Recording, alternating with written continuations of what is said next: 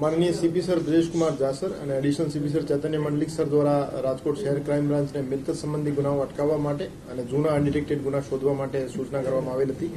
એ અન્વયે crime DCP Shri Bharat Basiya સાહેબના માર્ગદર્શન હેઠળ પીઆઈ શ્રી એસ ચાવડા સાહેબ, પીઆઈ શ્રી મનોજ ડામોર સાહેબ અને પીઆઈ શ્રી ચિરાગ જાદવની ટીમો કાર્યરત હતી। એમાં પીઆઈ શ્રી એસ ચાવડા સાહેબની ટીમના પીએસઆઈ એસ એમ રાણા સાહેબને એક બાતમી મળી હતી कि 2012 साल में हॉस्पिटल चौक ठाकर होटल पाचल जे शेरी में एक लूटनो बनाव बन्यो हतो 14 वर्ष जूनो। एमां भागबटाईनो एक विवाद चालतो होय अने भागबटाईना पैसाने लईने एक माणसो जे छे आरोपी जे छे एक जग्याए भेगा थयेला होय तो टीम द्वारा त्यां रेड करवामां आवेल हती अने 3 आरोपीओने ए डिविजन पोलीस स्टेशनना जे अनडिटेक्टेड लूटना गुना हता एमां 2.5 लाख जेवी रोकड़ रकम साथे एमनी अन्य अटक करवामां आवेल छे अने 2012 नो जे गुनो छे ए डिटेक्ट करवामां आवेल छे।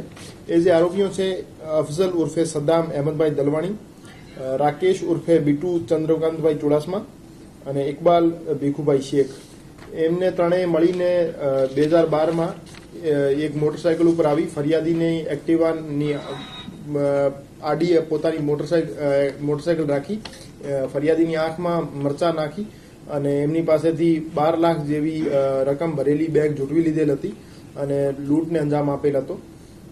तो ए बाबते प्रनगरमां एक गुनो दाखल थयो हतो अने त्यारथी ए गुनो अनडिटेक्टेड हतो।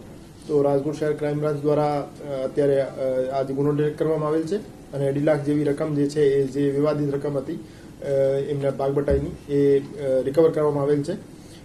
अफजल उर्फे सद्दाम दलवाणी विरुद्ध अगाऊ पण गुना दाखल थयेला छे। 5 गुना एना विरुद्ध टोटल ई गुजगोपमां दर्शावे छे, जेमां एक चोरीनो गुनो, एक खंडणीनो, एक मारामारीनो अने बीजा प्रोहिबिशनना गुना छे। अने राकेश उर्फे बीटू चुडासमा जे छे एना विरुद्ध जूनागढ़मां 2 प्रोहिबिशन एक्ट हेठळ गुना दाखल थयेला छे। अने आरोपी इकबालभाई शेख विरुद्ध राजकोट शहेरमां जुगार धाराना 3 गुना दाखल थयेला छे।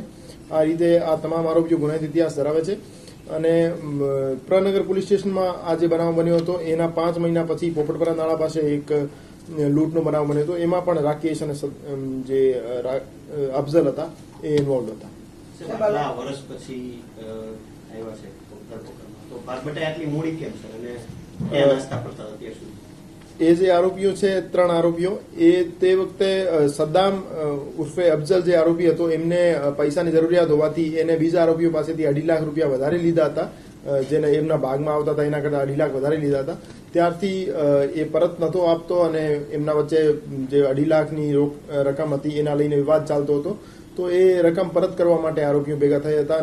એ જ વિવાદમાં એમની ઇન્ટરનલ ઇન્ફોર્મેશન લીક થઈ અને રાજકોટ શહેર ક્રાઇમ બ્રાન્ચને સૂચના મળી।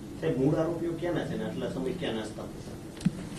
આરોપીઓ અહીંયા જ રહેતા હતા, રાજકોટ શહેરના છે 3 આરોપીઓ અને એ આરોપીઓ કોઈ બીજા ગુનામાં નાસ્તા પડતા નહોતા અને એ જે અનડિટેક્ટેડ ગુનો છે એમાં પણ નામજદ નહોતા એટલે નાસ્તા પડતા એમને નહીં કહી શકાય। એ ગુનો અનડિટેક્ટેડ હતો તો એટલે આરોપી કોન્ફિડન્ટ હતા કે એમને કોઈ નહીં પકડી શકે। સાહેબ રાજકોટ જ રહેતા કે લૂંટ કરીને પેલા બહાર વહી જતા આવું કોઈ પ્રાથમિક વિગતમાં તપાસ ના, જ્યારથી ગુનો અનડિટેક્ટેડ હતો ત્યારથી રાજકોટ જ રહેતા હતા। જે રીતે મેં બતાવ્યું એ ડિવિઝનમાં લૂંટ કર્યા પછી પ્રનગરમાં પણ એ બંને આરોપીઓએ લૂંટ કરી હતી। એ લૂંટમાં પકડાઈ ગયા હતા પણ ત્યારે એ ડિવિઝન વાળો ગુનો ડિટેક્ટ નતો થયો। અત્યારે ગુનો ડિટેક્ટ